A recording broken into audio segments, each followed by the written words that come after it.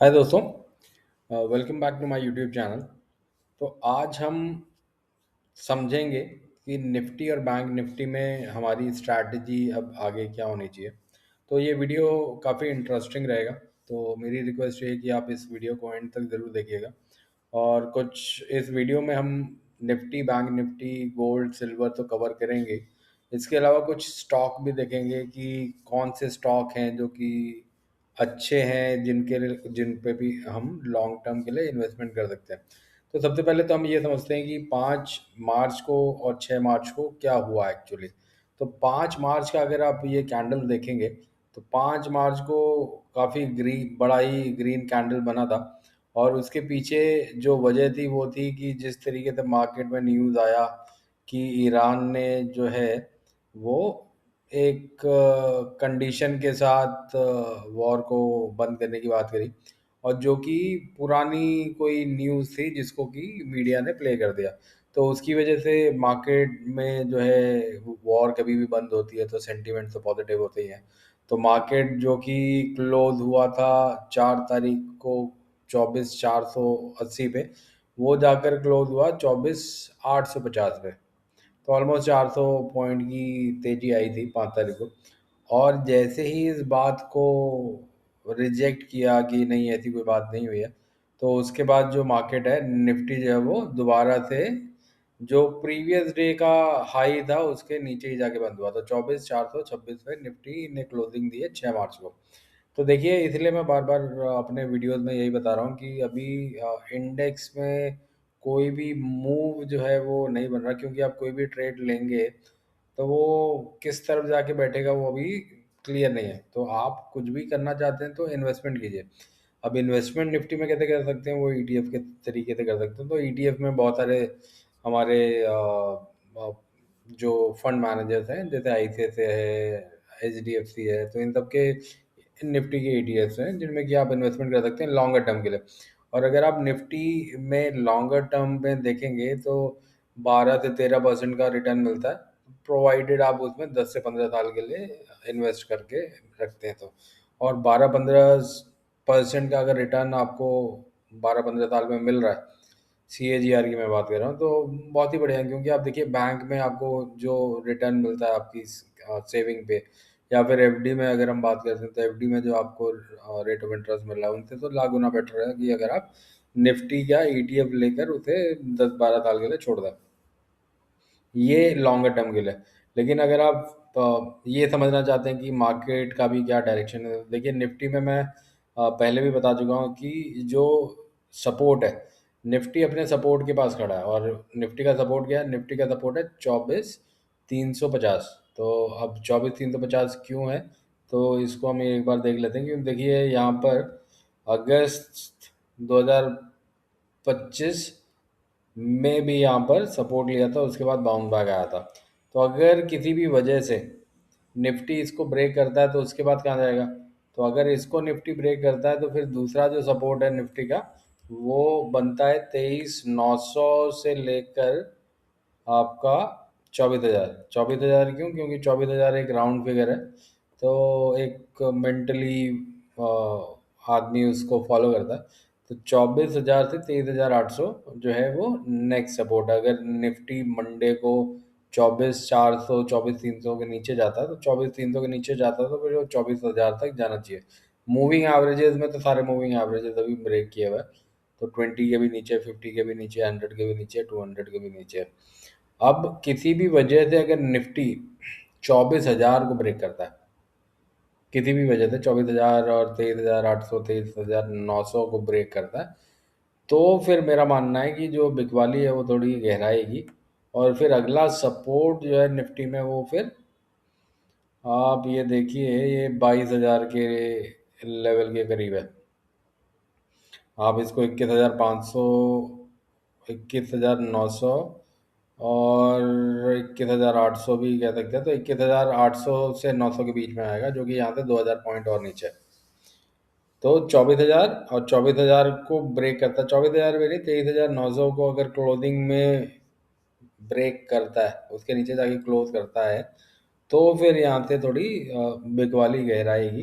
तो फिर आपको फिर 21,000 आठ सौ 21,900 के लेवल भी देख सकते हैं। तो ये एक एजम्पशन है, लेकिन उससे पहले हो सकता है कि देखिए वॉर जो है अब जो मूव, जैसे रशिया यूक्रेन का वॉर हुआ तो शुरू के कुछ टाइम में गिरावट आई, लेकिन उसके बाद फिर एक कंसोलिडेशन का फेज आया और उसके बाद फिर मार्केट दोबारा से ऊपर गई। तो यहाँ पर ईरान की वॉर जो चल रही है उसमें भी जो सारे देशों का कहना है कि ये 3 हफ्ता, 4 हफ्ता, 6 हफ्ता चलेगी। तो मेरा मानना ये है कि इन 3, 4, 6 हफ्तों में थोड़ी बहुत गिरावट रहेगी, लेकिन उसके बाद वॉर भी रुकनी चाहिए और वॉर के बाद फिर मार्केट में भी करेक्शन की के बाद रिकवरी आनी चाहिए। तो ये मेरा मानना है और ये इसमें सपोर्ट लेवल है। ऊपर की तरफ निफ्टी कहाँ पर जाएगा अभी, तो देखिए सबसे पहले तो अब निफ्टी के लिए जो रेजिस्टेंस का लेवल है वो 25,000 है। तो अब जब तक 25,000 क्रॉस नहीं करता तब तक हम ऊपर की बात नहीं करेंगे। नीचे की तरफ सपोर्ट मैंने आपको बता दिया। लेकिन आप कोई भी ट्रेड लेते हैं तो अपने फाइनेंशियल एडवाइजर से ज़रूर कंसल्ट कीजिएगा, क्योंकि अभी मेरी कोई भी एडवाइस नहीं है कि आप इंडेक्स में किसी भी तरीके का ट्रेड लें। अगर आप सेल कर सकते हैं तो डेफिनेटली आप एक स्टॉप लॉस जो है वो ऊपर 24,800 का एक स्टॉप लॉस, 24,800 या 25,000 का एक स्टॉप लॉस लगाकर नीचे की तरफ आप ट्रेड कर सकते हैं। लेकिन वो काफ़ी ऊपर की तरफ है, मतलब 400-500 पॉइंट का यहाँ पर है। अगर आपको छोटे स्टॉप लॉस चाहिए तो वो फिर आपको छोटे टाइम फ्रेम पे जाना पड़ेगा। अब हम बात करते हैं दोस्तों बैंक निफ्टी की। तो बैंक निफ्टी क्योंकि आपने देखा होगा कि ये जो बिकवाली आई 6 तारीख की वो काफ़ी हैवी थी। तो बैंक निफ्टी जो है वो काफ़ी कंफर्टेबली ट्रेड कर रहा था, लेकिन कल वाली जो बिकवाली थी आप उसमें देखिए कि 58,000 को भी बैंक निफ्टी ने ब्रेक कर दिया। तो नॉर्मली क्या होता है कि 58,000 से 60,000 की एक ट्रेड चल रही थी, लेकिन इस बार जो है ये बैंक निफ्टी ने इसको भी ब्रेक किया है। तो यहाँ पे थोड़ा कॉन्शियस होकर देखने वाली बात है कि ये कहाँ पर जाता है, क्योंकि नॉर्मली काफ़ी टाइम से आप देखिए कि 58,000 को बैंक निफ्टी ने ब्रेक नहीं किया था। तो आप 58,000 देखिए, ये अक्टूबर से ट्रेड चल रहा था 58,000। तो अक्टूबर, नवंबर, दिसंबर 3 महीना वो और 3 महीना, ऑलमोस्ट 6 महीने थे इसको ये यहाँ पर मेंटेन करके चल रहा था। अब क्योंकि इसने 58,000 ब्रेक कर दिया है तो मंडे की बिकवाली को एक बार देखेंगे कि मंडे बैंक निफ्टी किधर जाता है, तभी उसके बाद कुछ डायरेक्शन क्लियर होगी। लेकिन नीचे की तरफ अब जो बैंक निफ्टी में सपोर्ट है वो 54,000 का बैंक निफ्टी में सपोर्ट है, जो कि काफ़ी डीप है। तो 54,000 के बीच में नॉर्मली क्या होता है, बैंक निफ्टी जो है वो हज़ार हज़ार के पॉइंट पे ट्रेड करता है। तो आप ये देखिए कि 58,000, 56,000, तो 56,000 पे एक सपोर्ट है और 56,000 के बाद 54,000 पे बैंक निफ्टी पे सपोर्ट है। तो ये मेरा एक सिर्फ आपको सपोर्ट और रेजिस्टेंस लेवल बताने का ये उद्देश्य है कि ताकि अगर आप कोई ट्रेड में एंटर हो चुके हैं तो आपको पता होगी, मतलब कहाँ पे अगर आपको स्ट्रैटेजी में कुछ भी चेंजेस करने हैं तो आप किस लेवल तक वेट कर सकते हैं या कहाँ पे एग्जिट कर सकते हैं। ट्रेड लेना ना लेना वो आपके फाइनेंशियल एडवाइजर आपको बेटर बता पाएंगे, और मेरा पूछें तो मैं तो अभी सजेस्ट ही नहीं करूँगा कि आप इंडेक्स में ट्रेड करें। आप कैश बचाइए और क्वालिटी स्टॉक में फिर उसको इन्वेस्ट कीजिए लॉन्गर टर्म के लिए। अब एक बार गोल्ड को देख लेते हैं। गोल्ड पिछले वीडियो में भी मैंने बताया था कि गोल्ड जो है कंपेरेटिवली स्ट्रॉन्ग दिख रहा है, और ये एक सपोर्ट जो है 5100 के आसपास ले रहा है, और 5100 से 5500 तक की इसकी रेंज है। अभी वीक नहीं लग रहा। तो अगर आप कुछ भी बाय करना चाहते हैं तो छोटी क्वांटिटी में आप बाय कर सकते हैं, और अगर नीचे की तरफ आता है ये नीचे की तरफ मतलब 4700, 4800 की तरफ, तो और बाय कर सकते हैं। और उसके बाद अगर नीचे और 4400 की तरफ आता है तो फिर आप बाय कर सकते हैं। अभी क्योंकि ये काफ़ी ऊपर के लेवल पे चल रहा है, और वॉर एक ऐसी चीज़ है जिसमें कि लोग सेफ हेवन जो है उनमें इन्वेस्टमेंट करना ज़्यादा प्रेफर करते हैं, क्योंकि इक्विटी जो है वो वीक हो रखी होती है। तो इस वजह से गोल्ड जो है वो काफ़ी लोग प्रेफर करते हैं उसमें इन्वेस्ट करना। लेकिन ऑलरेडी ये इतना चल चुका है तो मेरी अभी सलाह नहीं होगी कि इस लेवल पे इसमें परचेज करें। अगर नीचे की तरफ आता है तो आप इसमें एंट्री ले सकते हैं, वो भी अगेन लॉन्गर टर्म के लिए। मतलब शॉर्ट टर्म पे रिटर्न जो है वो इसमें ज़्यादा भी, मतलब रिस्क एंड रिवॉर्ड की अगर बात करते हैं तो गोल्ड में अभी मुझे ज़्यादा कुछ फेवर नहीं दिख रहा। अगर 10% की बात करते हैं, 10% का मतलब यहाँ पर हो जाता है आपका 50 डॉलर। तो $50 के लिए अगर आप ट्रेड करते हैं तो 10% का मतलब हो गया दोस्तों $500। तो $500 का मतलब हो गया यहाँ से 5500 के करीब। तो 5500 तक तो फिर भी चलिए दिखता है। लेकिन 10% के ऊपर का मुझे अभी फ़िलहाल कोई इसमें नहीं ट्रेड दिख रहा, क्योंकि काफ़ी टाइम से, फरवरी से ऑलमोस्ट 1 महीना हो गया है, तो गोल्ड यहाँ पर थोड़ा स्ट्रगल कर रहा है, थोड़ी बिकवाली ऊपर की तरफ से आ रही है। बाकी सिल्वर को भी एक बार देख लेते हैं। तो सिल्वर आप देखिए कि ये एक रेंज में अभी फंसा हुआ है, ऊपर $95 और नीचे की तरफ जो है $75। तो ये $20 की रेंज में है जिसमें अभी ये है। लेकिन अगेन सिल्वर भी काफ़ी दौड़ चुका है, और कंपैरेटिवली सिल्वर जो है काफ़ी वॉलेटाइल कमोडिटी है। तो मैं तो ये सजेस्ट करूँगा कि अगर आप सिल्वर में इन्वेस्ट करना चाहते हैं तो नीचे की तरफ अगर मिलता है तो आप वहाँ पर एंट्री ले सकते हैं, और अगर आप ऑलरेडी एंट्री कर चुके हैं तो होल्ड करके रखिए।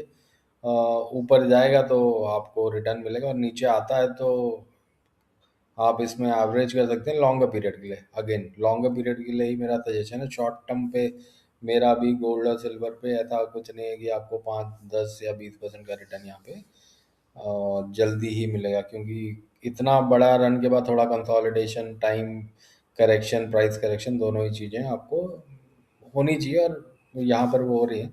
तो उस हिसाब से ये ठीक है।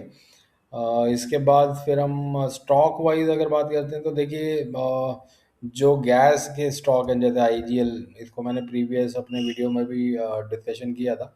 आईजीएल मुझे अच्छा दिखता है, और इसकी काफ़ी पिटाई भी हो रखी है। आईजीएल हो गया, एमजीएल हो गया, और ये ऑन एन एवरेज आपको अ, एक 5 5 रुपए का ऑन एन एवरेज आपको डिविडेंड मिलता है सालाना, 4 से 5 रुपए का। तो 4 से 5 रुपए, अगर मैं 150 रुपए की बात करता हूँ तो 150 रुपए पे 5 रुपए का मतलब 3 3 4% का रिटर्न यहाँ पर होता है, क्योंकि 5%, हाँ करीब 5% का यहाँ पे डिविडेंड यील्ड है। तो 5% का डिविडेंड यील्ड है, और अगर जब भी ये प्राइस करेक्शन कंप्लीट होगा और उसके बाद जब भी मूवमेंट आएगा, मान लीजिए 1 साल में, 2 साल में, तो देखिए क्वालिटी स्टॉक है, वापस अपने हाई पे जाएगा। और मान लेते हैं कि ये ऑल टाइम हाई आपको जो 280 पे है, तो 280 का मतलब हो गया दोस्तों यहाँ पे 130 रुपये। 130 रुपये का मतलब ऑलमोस्ट डबल ही कह सकते हैं। तो डबल, मान लीजिए 10 साल में भी डबल होता है। तो आप फिक्स डिपॉजिट की अगर बात करते हैं तो फिक्स डिपॉजिट एफडी जो है आपका यूजुअली 7% के रिटर्न पे आता है, और 7% के रिटर्न पे वो आपको डबल कितने टाइम पे होता है ये हम देख लेते हैं। तो एफडी जो है वो करीब 9.5 से 10 साल में होता है। तो 9.5 से 10 साल में ये डबल होगा। मैं एक कैलकुलेशन दे रहा हूँ, प्लस आपको 4 से 5% का आपको डिविडेंड यील्ड मिल रहा है। तो ये डबल से ज़्यादा ही आपको मिल रहा है, अगर आप एक वो कैलकुलेशन देखते हैं। तो ये तो मैं आपको एक एग्जांपल दे रहा हूँ कि अगर आप कोई भी स्टॉक में इन्वेस्ट करना चाह रहे हैं तो इस तरीके के स्टॉक हैं। पीटीसी इंडस्ट्री है, आप उसको देख सकते हैं। इसके अलावा जैसे आपका कोल इंडिया है, या फिर इस तरीके के स्टॉक जो कि हाई डिविडेंड यील्ड के हैं, और अपने हाई से करेक्ट हो चुके हैं। तो अगर आप पीटीसी इंडिया को देखते हैं तो 246 का हाई है, और अभी ये 150 पे ट्रेड कर रहा है। तो 150 से मान लीजिए ये आपको 130 140 के करीब भी मिलता है। तो पीटीसी इंडिया का काफ़ी अच्छा डिविडेंड यील्ड है, तो आप इसमें ट्रेड ले सकते हैं लॉन्गर टर्म के लिए।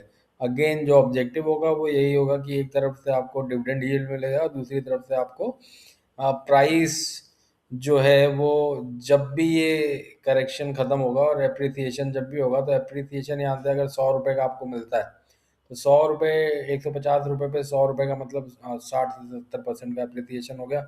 प्लस पीटीसी इंडिया का जो डिविडेंड यील्ड है वो भी काफ़ी हेल्दी डिविडेंड यील्ड है, तो वहाँ से भी आपको एक वैल्यू एडिशन मिलेगा। तो इस तरीके से आप अपना पोर्टफोलियो बना सकते हैं, जिससे कि आपको एनुअल एक डिविडेंड भी मिलता रहे, और प्राइस एप्रिसिएशन जब इन स्टॉकों में होगा तो वो आपको ओवरऑल पोर्टफोलियो में ग्रोथ मिलेगी। तो ये आशा करता हूँ आपको मेरा ये वीडियो पसंद आया होगा दोस्तों। तो इसी के साथ मैं अपना ये वीडियो यहाँ पर समाप्त करता हूँ। अगर आप ये मेरा वीडियो देख रहे हैं तो इस वीडियो को लाइक और मेरे चैनल को सब्सक्राइब करना मत भूलिएगा, क्योंकि इसी तरीके से मैं न्यू आइडियाज़ शेयर करता हूँ अपने वीडियोज़ में। आपको शेयर करता हूँ कि निफ्टी और बैंक निफ्टी या दूसरे स्टॉक्स में क्या सपोर्ट और क्या रेजिस्टेंस लेवल है। तो इसी के साथ मैं अपना ये वीडियो यहाँ पे समाप्त करता हूँ दोस्तों। See you in my next video.